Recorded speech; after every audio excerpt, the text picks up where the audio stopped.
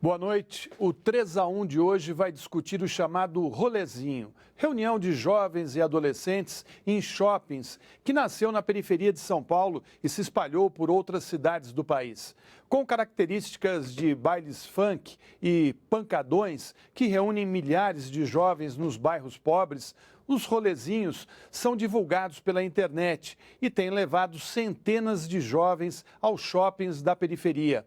Nos encontros, eles fazem novas amizades, paqueram e se divertem, mas no meio da diversão, grupos dispostos a tumultuar acabam prejudicando a festa. Foi o que ocorreu no shopping Itaquera, na zona leste de São Paulo.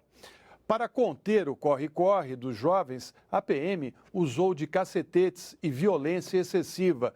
Preocupados, alguns shoppings conseguiram liminares para impedir os eventos.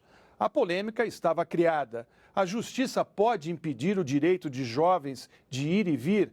Essa decisão não carrega uma dose de preconceito, já que atinge adolescentes da periferia? As cidades têm hoje lugares seguros para os jovens se encontrarem? Para analisar o fenômeno do rolezinho, recebemos ao vivo o pedagogo e coordenador da RUAS, Rede Urbana de Ações Socioculturais, Max Maciel, a coordenadora de políticas setoriais da Secretaria Nacional da Juventude, Helena Abramo, e o sociólogo e pesquisador da Universidade de Brasília, Antônio Flávio Testa. Antes de começarmos a nossa conversa, vamos conferir uma reportagem sobre o assunto. Os jovens de São Paulo criaram uma moda nessas férias. Que tal convidar todos os seus amigos das redes sociais para um passeio pelo shopping? Estavam formados rolezinhos, encontros que reúnem milhares de adolescentes das periferias enquanto as aulas não recomeçam. A alegria da garotada das classes C e D, porém, esbarra no medo dos lojistas e dos frequentadores dos shoppings. 3 estabelecimentos conseguiram liminares na justiça para impedir a entrada dos jovens. Ações preventivas para evitar que um movimento que é absolutamente compreendido não se transforme, não se deturpe em coisas mais sérias, coisas mais desagradáveis. Na internet, os rolezinhos aparecem como uma grande festa.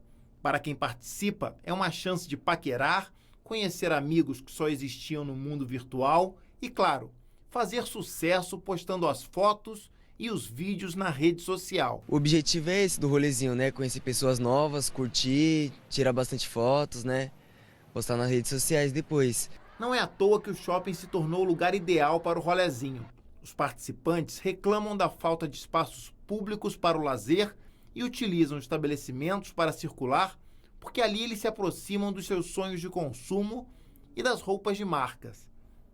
A sociedade precisa encarar não é como um crime, mas como um pedido de socorro, como uma forma de resistência. Olha, eu estou aqui, eu existo e eu preciso de ajuda.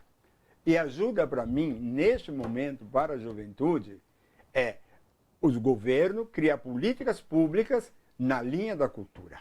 Com tantos jovens participando dos rolezinhos, a polícia foi chamada e no shopping Metrô Itaquera, a diversão virou uma grande confusão, inclusive com a denúncia de que um participante furtou um celular. Essas imagens nós vamos o quê? Detectar as infrações, os locais de tais infrações, se houve algum incitador, detectar quem são os autores. Esse é o nosso caminho daqui para frente. Visto por alguns como uma manifestação social de acesso dos jovens mais pobres a espaços de consumo da classe média, o rolezinho se tornou a nova onda do momento, saindo de Itaquera e chegando até o Leblon, no Rio de Janeiro. A reação dos shoppings foi imediata. Fecharam as portas. Bom, Helena, você acha que esse rolezinho ele surgiu como um movimento transformador ou mesmo de ocupação de espaço? Quer dizer, é uma classe que está chegando aí, falando, nós existimos, estamos aqui e é isso, queremos nos divertir também.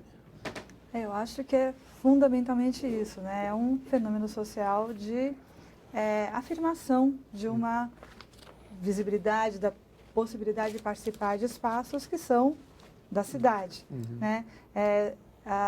Essa geração, esses jovens, né, num processo que vem crescendo, tem sido incluídos a partir de uma série de em uma série de dimensões, né? A gente sabe que nos últimos anos a gente teve um crescimento muito grande, não só da renda, né, a saída das pessoas de muitas e muitas famílias da pobreza, mas e os jovens foram aqueles que estão entre aqueles que mais viveram esse processo, né? A educação, né, o processo de inclusão através da educação foi muito forte e esses jovens estão participando da sociedade e querem participar de tudo que eles têm direito. E o direito à diversão e ao lazer é um dos direitos fundamentais, né? E muito do nosso lazer e diversão se faz em espaços como os de shopping centers. Shopping centers são espaços de consumo, mas são espaços de lazer também, onde tem os cinemas, onde tem as lanchonetes, onde as pessoas se encontram, né? E os jovens, acho que em primeira instância é isso, é uma manifestação de participação nesse processo. O que se percebe aí também é que o shopping acabou virando um lugar seguro, né, onde os pais ficam mais tranquilos, né, não ficam preocupados. Onde você vai? Vou para uma praça, que praça é essa? Então, assim, o shopping acabou tendo essa questão da segurança muito forte para as famílias, né? O Max estava comentando comigo que hoje esse certamente deve ser um dos grandes motivos para os jovens estarem indo se encontrar no shopping. Sem dúvida. Na verdade, imagina você consumir o tempo todo uma informação de que esse espaço é o espaço almejado, é o espaço apropriado, é o espaço onde é melhor se reunir, onde você possa encontrar várias pessoas e dialogar com elas, né? E eu fico preocupado assim, com uma coisa tão despretensiosa, né? Que é se reunir, que é poder querer ter acesso, dialogar, paquerar, causa tanto frisson, causa tanto temor. E muito mais não reconhecer esses jovens, e assim como a Helena falou, que antes eram invisibilizados, né? Acabam chamando esse movimento, até marginalizando esse movimento, porque realmente eles estão à margem, Florestan. E quando eles querem almejar aquilo que dizem para ele que ele pode ter acesso, ou que vem dizendo, olha, quem tem esse padrão de vida ou esse padrão de consumo, tem esse patamar de status, essa sociedade se demonstra que não está preparada para dialogar e aí começa a querer segregar, começa a querer determinar até onde essa juventude pode ou não pode ir e que, olha, isso aqui não é para você, isso aqui não até aí, quer dizer, você para na entrada, você fica até o estacionamento, você fica atrás do balcão da pipoca, você limpa o chão do shopping, mas aí se reunir, querer ter acesso é um pouco demais. Então isso é uma preocupação. Eu penso que os lojistas pecaram em não querer dialogar com esses jovens, enfim, demonstrar, olha, de fato esse espaço é pequeno para vocês, né? Então vamos apropriar. Como é que a gente pode dialogar sobre isso? Chamar a segurança, que chamou a polícia, é que causou de fato todo o tumulto. Professor Antônio, esse movimento também lembra um pouco essa questão dos aeroportos no país, né? De repente as pessoas começaram a usar o avião e as classes começaram a se encontrar nos espaços que antes eram só frequentados por um grupo pequeno.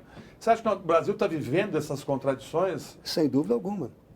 O fenômeno dos aeroportos é nítido, realmente. Você pega o aeroporto de Guarulhos, aqui do Distrito Federal, é uma coisa impressionante. A quantidade de brasileiros que vão lá e vem baseado numa lógica de transformar os aeroportos em shopping center. Lembra que aconteceu? Que veio muita evidência depois daquele desastre da TAM, né, em Congonhas, que aí mostrou que, olha, você está fazendo uma transformação, mas não está pensando na articulação entre as diversas áreas. Inclusive a gestão do espaço aéreo, essa que não está resolvida até hoje. Então a gente verifica, de fato, que o Brasil, guardando, evidentemente, as devidas proporções, quando veio, há muitos anos passados, o Plano Cruzado, que congelaram os preços, e a população ficou 20% mais rica. E ela ia ao supermercado e houve uma crise de abastecimento. Então, agora, realmente, essa população jovem, que está querendo ter acesso e está tendo acesso, ela vai influenciar as decisões da direção do shopping. Por quê? Se o shopping fechar as portas, quem mais vai ser prejudicado são os comerciantes. O custo do metro quadrado dentro de um shopping center é uma coisa absurda. Então, essa lógica econômica vai ter que chegar a um acordo. E vão ter que viabilizar o atendimento a essa geração, que é ela que vai gerar riqueza, ela que vai consumir mais.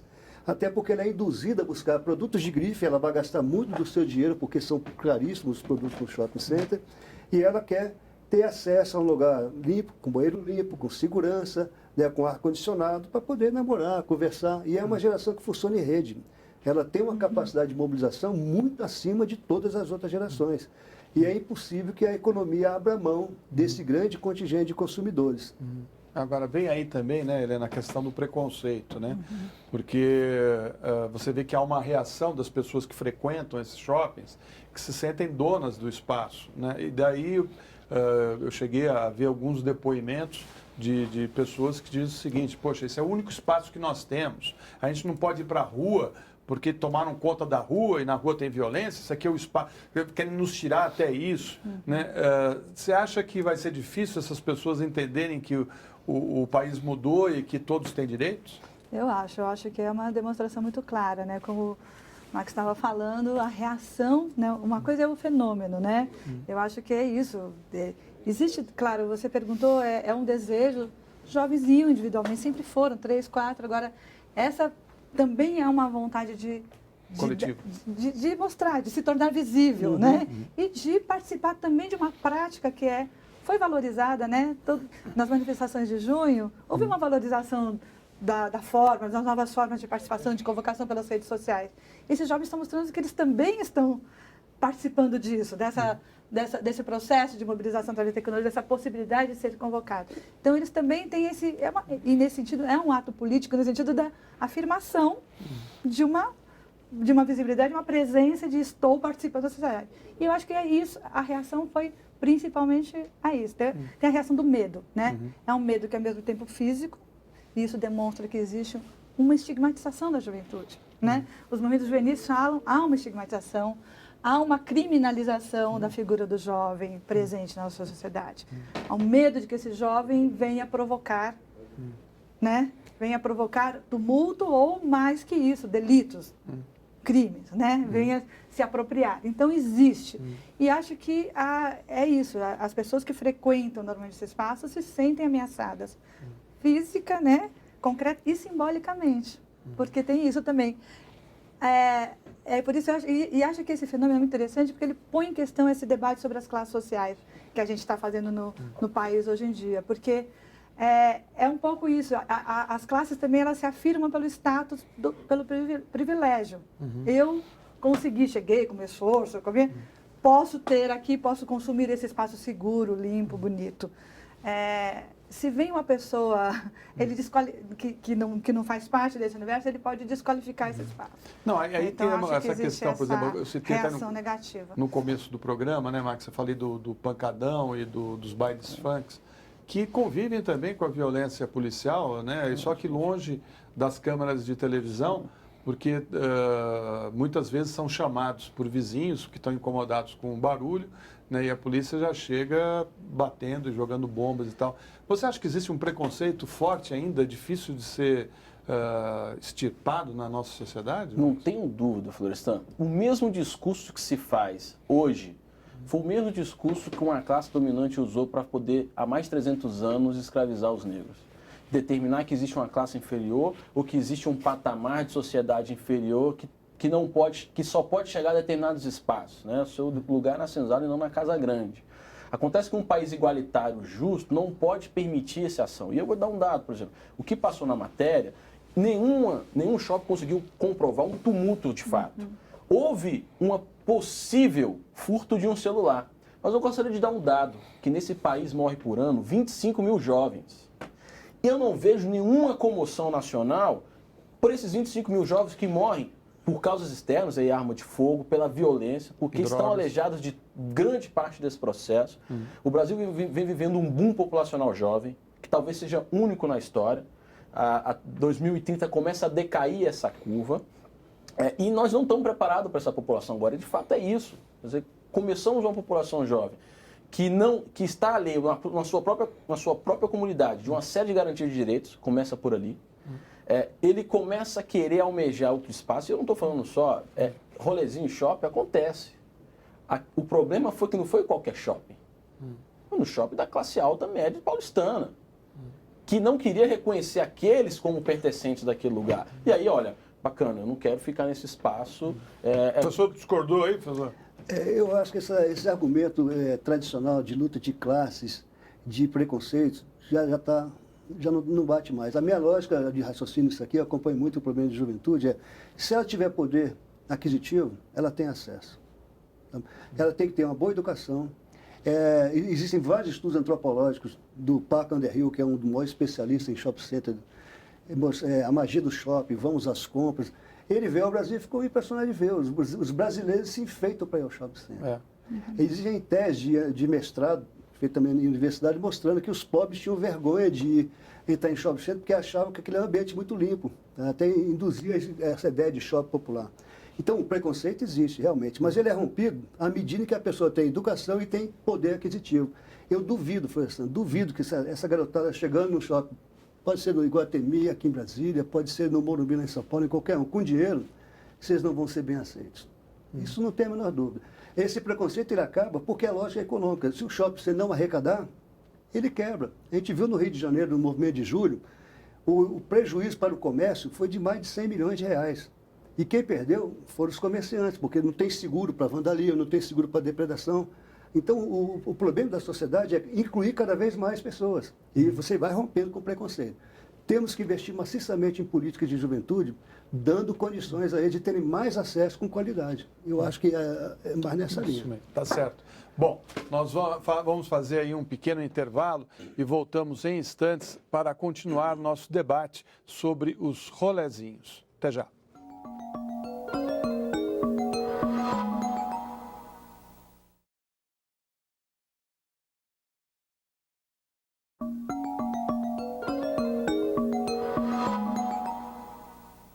Estamos de volta com o 3-1, que hoje discute ao vivo as causas e os efeitos dos chamados rolezinhos. Participam do programa o pedagogo e coordenador da RUAS, Rede Urbana de Ações Socioculturais, Max Maciel, a coordenadora de políticas setoriais da Secretaria Nacional da Juventude, Helena Abramo, e o sociólogo e pesquisador da Universidade de Brasília, Antônio Flávio Testa.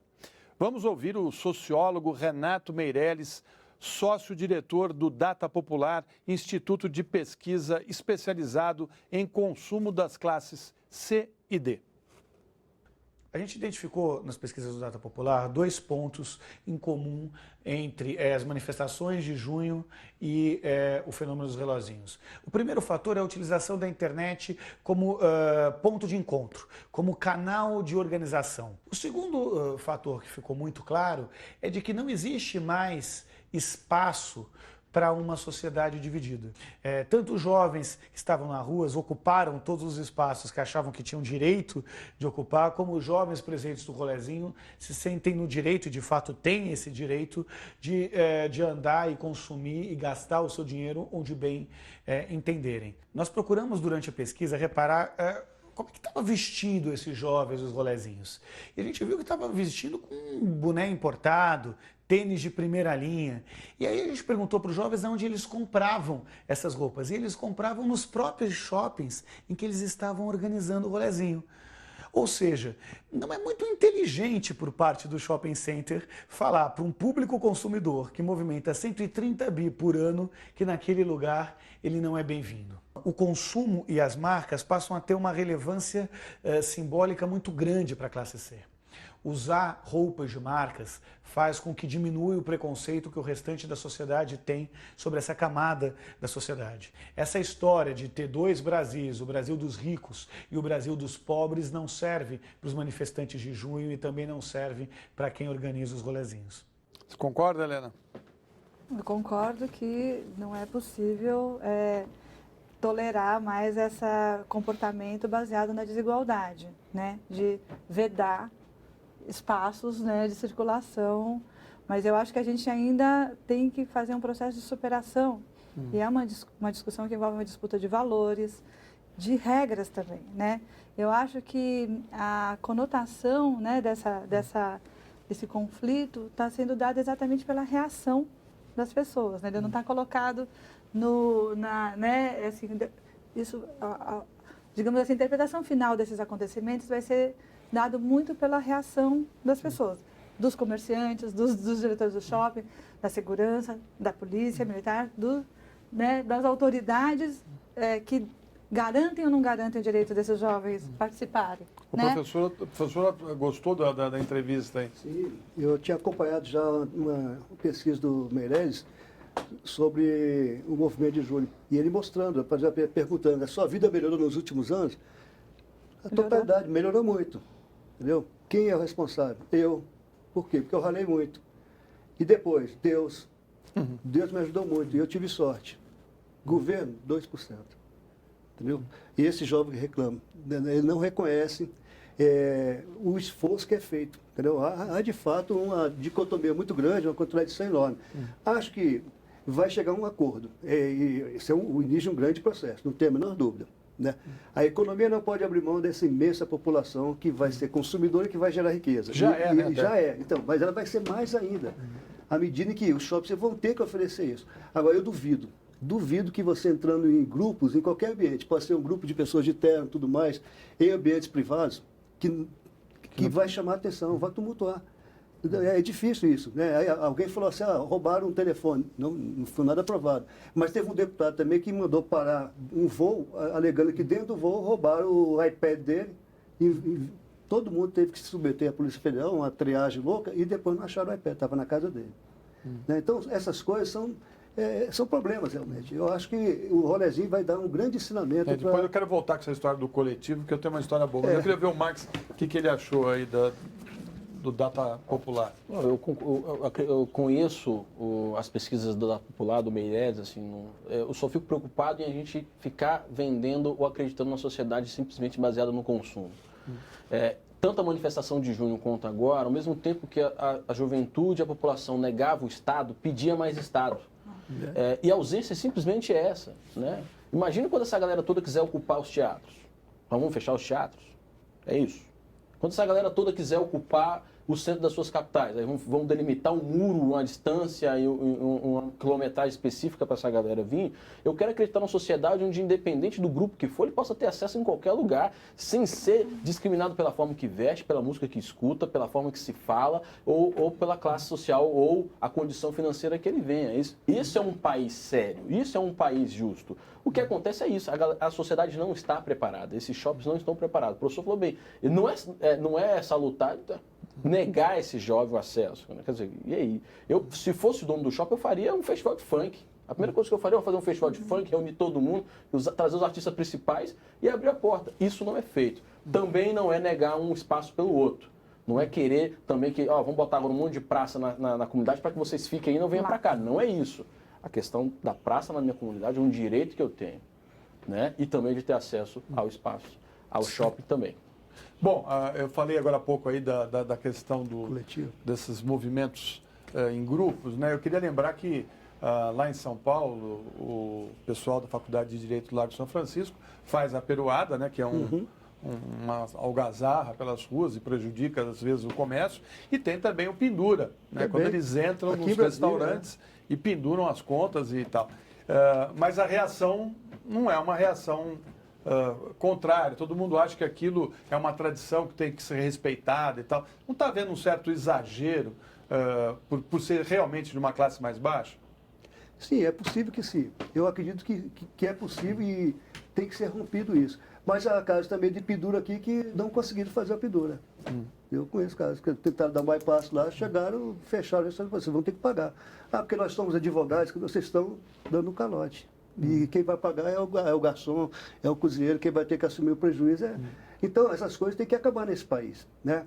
Eu acho que os caras têm direito de fazer o festival funk, mas tem que saber onde vai fazer o festival funk. Eu quero fazer um festival de música clássica, eu tenho que ver onde eu vou fazer isso aí. Eu conheço bem o caso do shopping, o Pátio Brasília, que é um dos principais shoppings aqui de Brasília.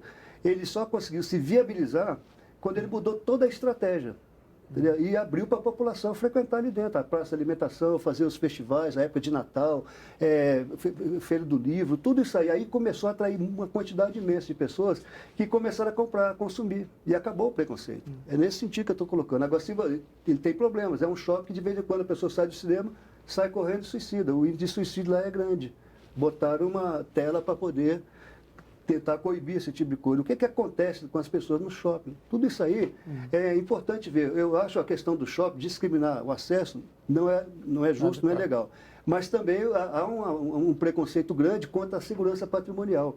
Eu acredito que os seguranças têm que ser mais bem preparados, as regras têm que ficar mais claras, para que as pessoas possam ter acesso quando elas quiserem ter acesso. É simples. Uma pessoa vem da rua e vai usar o banheiro do shopping. Você vai nos Estados Unidos, tem shopping que não tem banheiro. Você quer usar o banheiro, você compra e vai lá. É uma regra, é um jogo. Né? Você vai no Japão da mesma forma.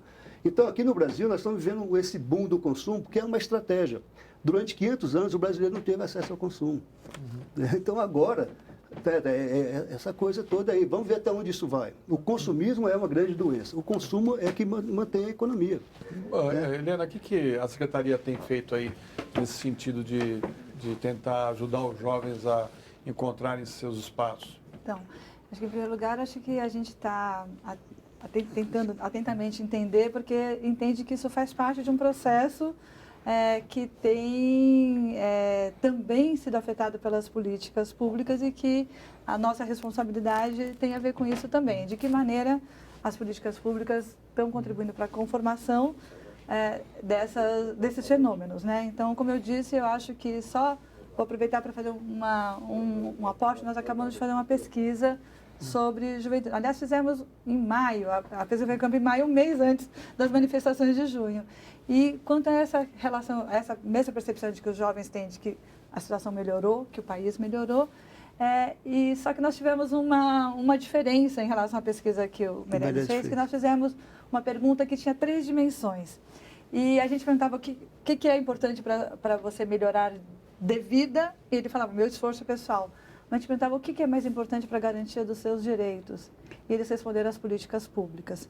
Então, eu acho que essa geração é uma geração que tem uma percepção complexa, de um fenômeno que é complexo também. Que a gente teve como fruto desse processo um aumento do consumo, isso é verdade, é uma inclusão, mas a inclusão também se fez em função de políticas públicas. Então, respondendo a essa pergunta, a nossa compreensão da geração da juventude, que é nessa direção que a gente tem que caminhar, na ampliação da garantia dos direitos dos jovens, na ampliação das políticas que promovam a inclusão e a emancipação da juventude, né? E esse é o nosso esforço. E o que a gente acha que a gente precisa, a nossa postura, é de estar atento, tentando compreender o mais profundamente possível, porque a gente também tem que ser capaz de perceber o que de novo está surgindo como demanda, né?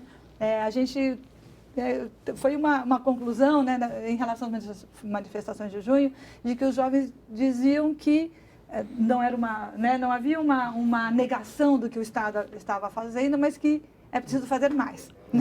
Que reconhece esse processo de inclusão, mas que é preciso fazer mais. Até porque o consumo é resultado de políticas públicas. Exatamente. Essa explosão de consumo é resultado o salário disso, mínimo, da salário mínimo, distribuição, incentivo, tudo isso é uma articulação muito grande. Né? E acho que a nossa tarefa agora é entender o que é este a mais, que é preciso confirmar para estas parcelas que estão entrando no espaço da cidadania agora também. O que está faltando aí, Márcio?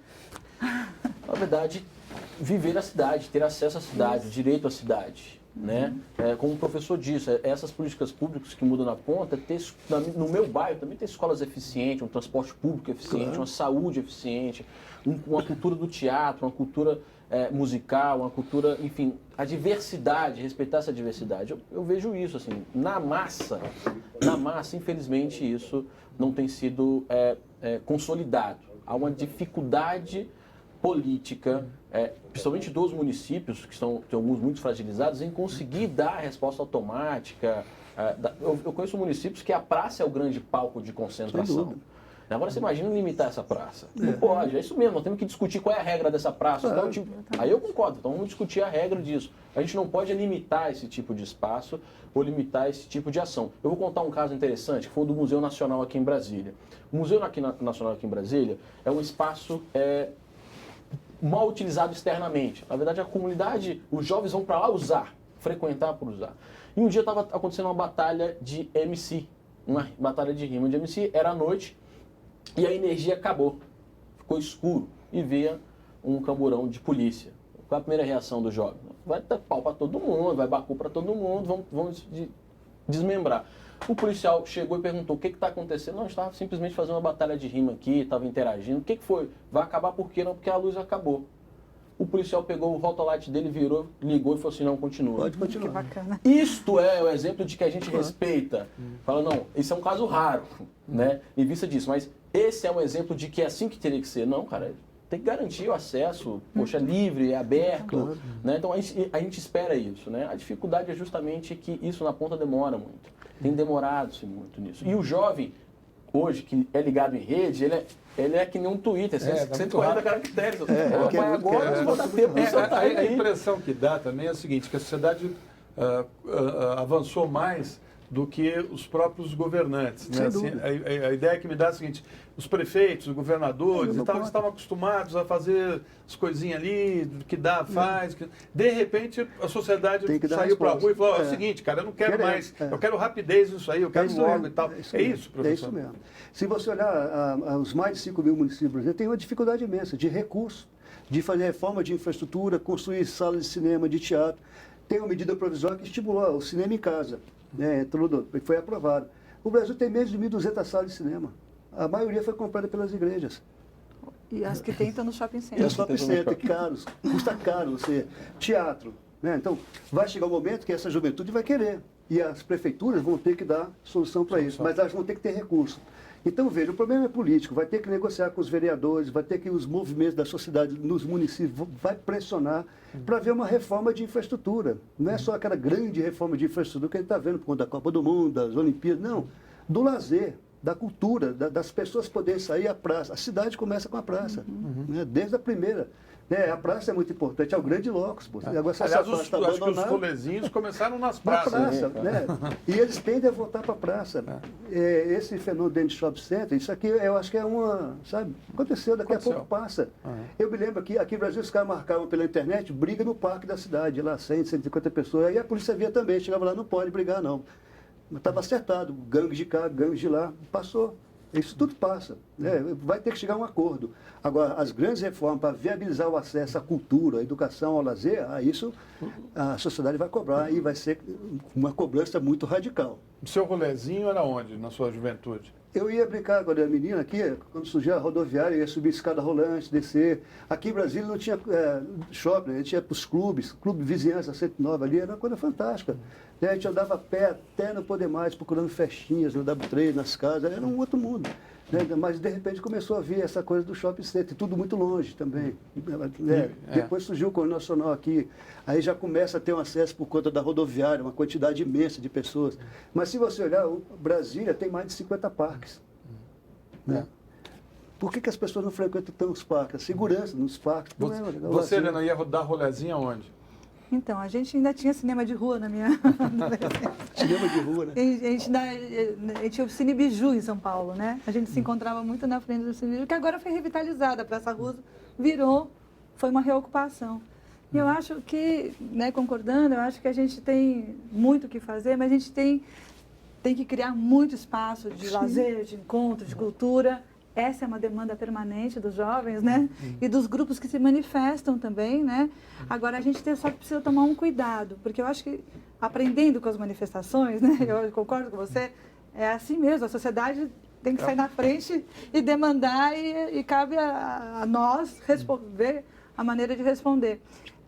E eu acho que também há mais um elemento de comum entre as manifestações de junho e essas do rolezinho, que acho que é isso que o Marcos já falou, a discussão do direito à cidade.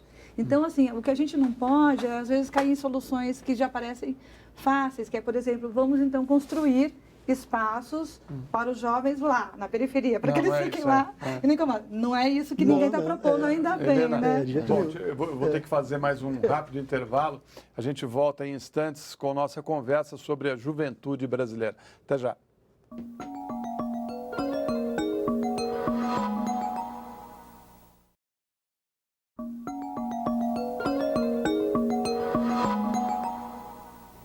Voltamos com o 3-1, hoje debatendo os encontros de jovens em espaços urbanos nas grandes cidades, os chamados rolezinhos. Estão no estúdio o pedagogo e coordenador das RUAS, Rede Urbana de Ações Socioculturais, Max Maciel, a coordenadora de políticas setoriais da Secretaria Nacional da Juventude, Helena Abramo, e o sociólogo e pesquisador da Universidade de Brasília, Antônio Flávio Testa.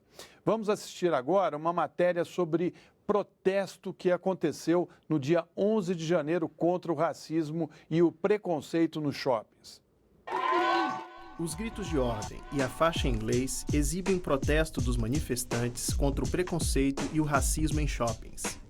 Ela faz referência à liminar que impediu um rolezinho, encontro marcado pela internet por jovens no dia 11 de janeiro no Shopping JK, Zona Oeste de São Paulo. Chamar a atenção da sociedade brasileira contra o perigo do apartheid que alguns setores, infelizmente da atividade econômica, querem impedir para um conjunto de comunidades, de jovens das comunidades mais carentes. O protesto organizado pela União de Núcleos de Educação Popular para Negros e a Classe Trabalhadora reuniu cerca de 200 pessoas. No início da tarde, o shopping fechou as portas para impedir a entrada dos manifestantes. Parte deles seguiu a um distrito policial para registrar boletim de ocorrência por racismo e constrangimento ilegal. Em nota, o Shopping JK explica que não é contra as manifestações, mas que o espaço não é planejado para receber esse tipo de evento. Não existe nada, legal que me impeça, de vir aqui ou de ir até o Parque do Povo, a não ser os enquadros da polícia, a não ser os olhares dos vendedores, a não ser o... A gente pode visitar esses espaços para servir, as elites. Agora, para ser servido, para sentar numa mesa e tomar um suco, a gente não é bem-vindo. Já na Zona Sul, um grupo de jovens se reuniu no Parque do Ibirapuera para um encontro marcado pela internet. Esse foi o primeiro rolezinho organizado fora de um shopping. Eu tive a ideia de fazer, aí meu primo falou, vamos fazer Ibirapuera, porque é grande, lá é espaçoso, não tem como lotar, que nem é no shopping. No shopping lota, aí fica ruim para andar, fazer tudo. Muitos foram ali para conhecer os organizadores, que são garotos populares na web. Alemão é um deles. O perfil dele no Facebook chega a ter 4.000 amigos e 4.000 seguidores. Os participantes disseram que sempre frequentam o local e que no bairro onde moram não há espaços que ofereçam estrutura para o encontro entre amigos. Na frente da minha casa tem uma pracinha, mas a pracinha não é muito, entendeu? Não é muito agradável, entendeu? É muito longe, velho. É muito. Não tem como ficar naquela pracinha, velho. Bom, Max, acho que bate um pouco com o que você tinha dito aqui no começo do programa, né? Quer dizer, o jovem vê aí questões de problema racial, né? Eu não sei se você concorda que isso esteja ocorrendo, mas também da falta de perspectiva, né? De encontrar seus espaços. Eu achei até interessante eles encontrarem lá no Ibirapuera, que é um lugar bem adequado, porque tem um espaço coberto, né? E onde já se faz patim, que permite dançar e tal, mas fica longe de muitos jovens que moram na periferia. Como é que você vê essa questão? Eu concordo do ponto de vista do estereótipo. Há um estereótipo, sim, de quando a gente marginaliza ou segrega uma parte da população. Há um estereótipo que isso é desenhado na história do Brasil. A gente pega as leis, a gente já teve a capoeira como crime de vadiagem. A gente, lembrando hoje do funk, na década de 30, o samba era considerado uma música marginal, algo que era só restrito aos morros, não era apropriado para a elite carioca. E hoje é a grande referência cultural brasileira. O que eu vejo, inclusive no discurso dele, quando ele fala, a minha praça é impossível ficar lá, isso foi um discurso nosso, e a gente, enquanto movimento social, também assume isso, e parte da empresa pegou isso, e isso está até hoje reproduzido, é que a gente sempre disse que nós tínhamos que tirar o jovem da rua. Nós temos que fazer um projeto para tirar o menino da rua. Vai botar onde? E outra, quem fica na rua? Então a gente acredita, um pouco do que a Ruas faz, é ocupar o espaço público e tornar o espaço público saudável. Inclusive, eu convido quem mora em Brasília, em Ceilândia, na Praça Cidadão, ver o que a gente fez lá. A praça a gente colocou com o programa Jovem Expressão, internet sem fio na praça toda. Pode fazer rolezinho lá, pode ir com funk, rock, à vontade. Quer dizer, é um espaço hoje onde todo mundo quer fazer atividade, é um espaço onde a comunidade se sente mais protegida, porque a gente ocupou. Então, assim, nós não temos que tirar ninguém da rua, nós temos que ocupar a rua. A rua tem que ser um espaço apropriado. E está provada, lá a nossa experiência é real. Onde a galera ocupa, não dá espaço para nenhum tipo de contravenção, algum tipo de ato É ilícito. Então eu penso que é um pouco disso. Nós vamos ter que reinventar isso mesmo, que é direito à cidade. Olha, não é para tirar ninguém da rua, não. Nós temos que ocupar a rua. Então, voltem a fazer os golzinhos de rua, voltem a jogar bete, reúnam os amigos, vão conversar na sua quadra, desçam, brincam, façam jogos populares, interajam um pouco mais, desce do apartamento, sai do Facebook. Não que seja perigoso ou ruim ficar nisso. É legal também, mas vivenciar a rua é importante, porque quando a gente sai para esse espaço, a gente não reconhece mais. E ele também não nos reconhece, né? E aí a gente vai buscar outras instâncias. Então, é um processo de discurso que tanto a sociedade quanto o Estado precisa começar a desempenhar e olhar melhor isso, né? Eu lembro que o professor Aziz Absaber, uma vez me contou uma história muito particular. Ele não queria que eu fizesse uma matéria a respeito disso, mas ele constatou, através de pesquisas, que os jovens da periferia de São Paulo não tinham locais para exercer o lazer, né? Então, assim, a cidade cresceu e conjuntos habitacionais eram construídos sem pensar no lazer das pessoas que moram nesses prédios, nessas casas. Então, ele teve a ideia de ir no conjunto adventista, em São Paulo, conversou com a comunidade e propôs para a comunidade que fazer uma ação para construir um campo de futebol. Ele alugou um trator para fazer um campo lá num terreno. Fizeram um grande galpão. Ele pegou a biblioteca dele, da casa dele, e deu de presente para a comunidade, instalou a biblioteca lá e ia lá, não sei quantas vezes por mês, ler alguns textos dos livros e discutir culturas, né, da culinária. Então, assim, cada um trazia um alimento e fazia uma comida coletiva, né? Ou seja, foi uma experiência lindíssima, muito individual. Ele falou assim, olha, não tenho nenhuma característica de ser o Betinho e tal, não sei o quê. Enfim, mas daí surgiu em São Paulo a ideia do Céu, que é um espaço que leva música e tal, não sei o quê, blá, blá, blá. O prefeito Haddad, por exemplo, está dizendo que vai iluminar algumas praças, vai tentar organizar. Você acha que a curto prazo isso é possível? Dificílimo. Eu conheço municípios no Brasil, vou dar um exemplo, Juari, Minas Gerais, tem 14 mil pessoas. O prefeito já faz tempo isso. A primeira-dama dava aulas para as crianças nas coisas de música, montaram uma incubadora de empresa com os brinquedos, eles faziam instrumentos musicais para a comunidade, uma coisa fantástica. Mas o cara ficou lá 2 mandatos, né? Então, medidas pontuais, como vão ser feitas agora, elas têm aquele efeito de passar um anestésico, daqui a pouco muda e sai de cena, sai do rolezinho, vem outra coisa. Não. Tem que ser uma coisa estruturada, uma coisa que vai fazer realmente. Eu acho que o colega colocou de você oferecer para a juventude espaço. Me lembra uma cidade muito longe do Brasil, que chama-se Oslo, a capital da Noruega. Do Palácio da Rainha até a universidade no domingo é só lazer. Artistas populares, todo mundo pode fazer a performance que quiser, ninguém de carro, todo mundo andando bicicleta a pé. Mas assim, na praia, a prefeitura manda uma orquestra para tocar valsa, os caras dançam, valsa se quiser, ao entardecer. Mas é um outro tipo de cultura. Valorizam imensamente a cultura, a educação. E tem uma infraestrutura para isso, e o convívio. Aqui no Brasil, nós temos que romper com muitos paradigmas. O estereótipo ele é muito mais profundo. O brasileiro não suporta o outro, independentemente de ocupar o seu espaço. Ele pode ser negro, amarelo, deficiente, homossexual. Eles têm, num determinado momento, o atrito é muito forte. Você vê muito isso, e é uma coisa que tem que mudar. As pessoas têm que aprender a respeitar o espaço do outro para ela ter o seu espaço também garantido. Isso tem que começar muito cedo. Então, eu vejo as medidas que estão vindo agora como paliativas, até porque você tem que fazer reformas nos municípios do ponto de vista estrutural. Né? E tem muita dificuldade de fazer isso. Aí que eu vejo essa questão, Helena, porque, você vê, a Presidência da República tem uma secretaria só para atender essa questão do jovem. Agora, é difícil você convencer os municípios e os estados a aceitarem a proposta que você está fazendo. Como é que é isso? Como é que funciona isso? Porque você tem a ideia, faz um projeto e de repente ele não é executado? Eu acho que é por isso que também a gente diz que há um processo de construção, né? De que é coletivo, não é papel de um governante ou outro.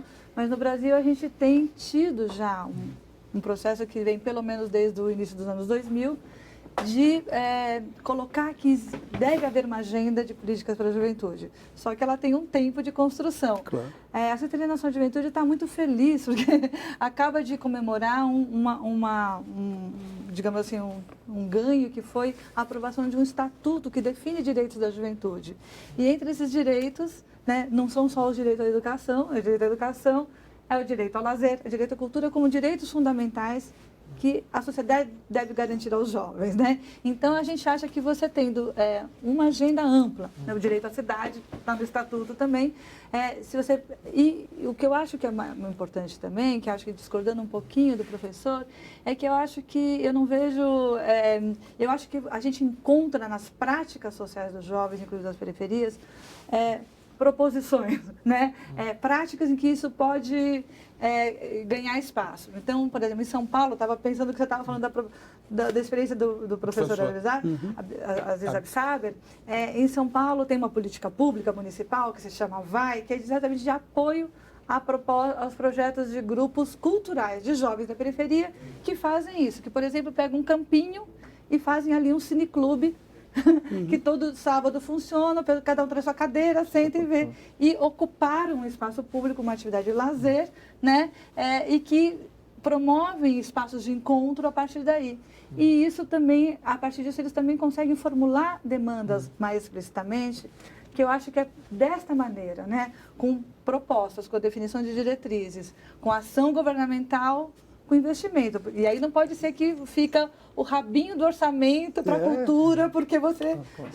Max, você acha que essa questão aí, que a professora está falando, em algumas regiões fica menos tenso?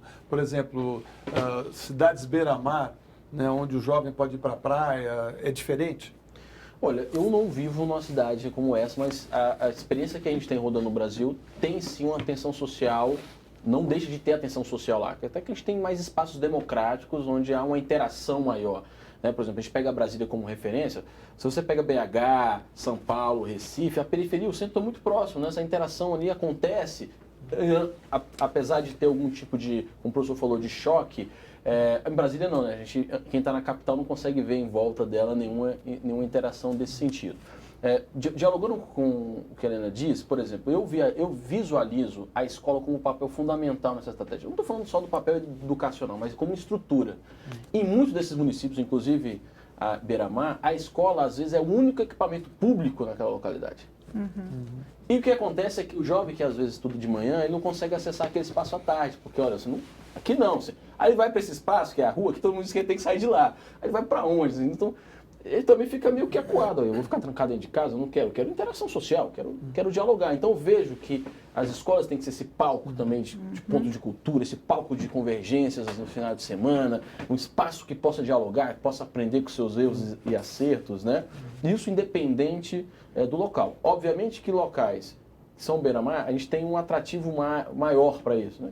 A beleza natural sempre favorece, né? Você tem um espaço para você jogar vôlei, para jogar futebol, para nadar, para paquerar, para beijar, para... Né? E essa questão dos parques é um exemplo disso, né? O professor falou, Brasília é uma cidade-parque, né? Tem mais de 50 parques. Mas Ceilândia não tem nenhum. Não funciona. Quer dizer, esse Brasil, plano piloto, tem vários parques. Ceilândia não tem nenhum. Quer dizer, Samambaia também não tem. A distribuição desses equipamentos públicos. Então tem que ver a concentração dos equipamentos públicos, né? Não, e ele pode ser muito bem utilizado, né? Você falou uma coisa aí, eu lembrei do Abu Janra, né? Que é um grande diretor de teatro, um grande ator, e que tem um programa aqui que a gente exibe, que é o Provocações. Isso aí. E ele vem fazendo já há muitos anos espetáculos na periferia de São Paulo, nas escolas. Ele vai até o céu e interpreta um texto e depois conversa com os jovens sobre aquele texto, enfim, tem uma interação e tal. Isso é muito legal, quer dizer, acho que esse talvez seja o movimento, né, professor? Não tem a menor dúvida. Esse tipo de iniciativa é muito importante, é muito relevante. É onde que eu fico preocupado, né? Já colocou com muita clareza essa política lá em São Paulo, mas pega aqui em Brasília. Sempre as ações foram compensatórias. Eu tinha que ir para o programa Picasso, não pichava, essas coisas todas aí. Aí você faz o projeto, apresenta, cai na burocracia para conseguir o financiamento, conseguir montar. e a coisa não funciona, se não houver aquela coisa estruturada, né? Então, veja, iniciativas como essa do professor Bujando, que é um grande ator realmente, é extremamente louvável, como do outro professor, que levava lá para a periferia, para as pessoas conversarem e fazer essa interação. Aí sim, eu acho que rompe aquelas barreiras invisíveis que a gente vê na sociedade, porque é difícil, professor, você chegar e tentar ocupar o espaço, tentar incutir uma nova forma de convivencialidade ali, levando o modelo de fora. O que você perguntou para a doutora aqui? Chegava lá, olha, você tem que negociar com a prefeitura tem que negociar com as forças políticas municipais, e você tem que fazer uma série de acordos para depois começar a funcionar.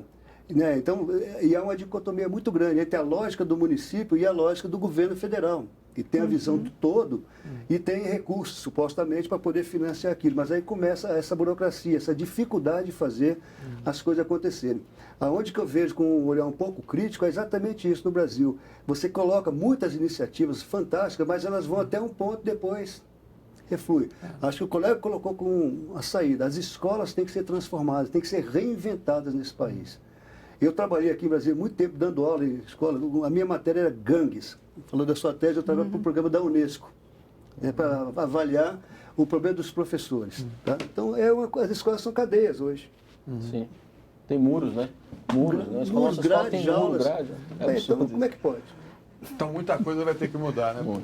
Posso complementar? Infelizmente, acabou. Bem rapidinho. Não, acho que o essencial é isso. Acho que a gente, mesmo assim, né, não podemos pensar em soluções que sejam paliativas para resolver o problema do rolezinho. Não é disso que se trata. A gente tem que pensar em políticas estruturantes que garantam e ampliem os direitos desses jovens. É verdade. Bom, nosso tempo acabou. Agradecemos aos nossos convidados de hoje, o pedagogo e coordenador da Rede Urbana de Ações Socioculturais, Max Maciel, a coordenadora de políticas setoriais da Secretaria Nacional da Juventude, Helena Abramo, e o sociólogo e pesquisador da Universidade de Brasília, Antônio Flávio Testa. E se você quiser saber mais sobre o nosso programa, entre no nosso site da TV Brasil. Convido a todos para a próxima quarta-feira com mais um 3 a 1. Você fica agora com o Repórter Brasil. Boa noite.